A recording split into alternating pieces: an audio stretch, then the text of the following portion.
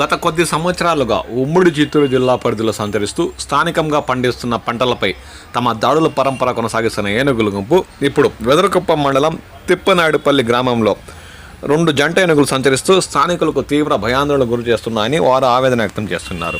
దీనిపై అధికారులు ఎన్నిసార్లు విన్నవించినా వాటిని అడవుల్లోకి మళ్లించడానికి ప్రయత్నాలు చేయడం లేదని వారు ఆరోపించారు.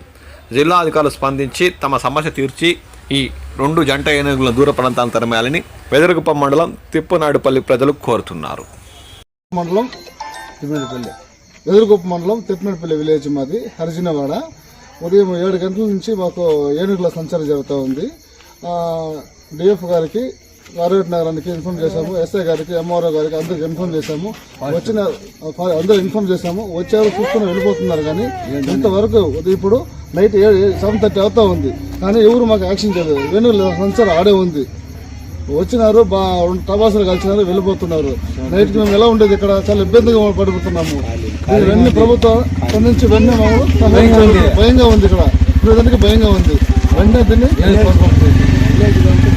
విలేజ్ కాబట్టి భయంగా ఉంది. ప్రతి ఒక్కరు దీని సొల్యూషన్. మేము చాలా నైట్లో ఇబ్బంది, చిన్న పూరిలో ఉన్నాము. మేము ఇబ్బంది కదా మాకు కూడా, అది కూడా ఒకసారి ఆలోచించాలి మీరు కూడా.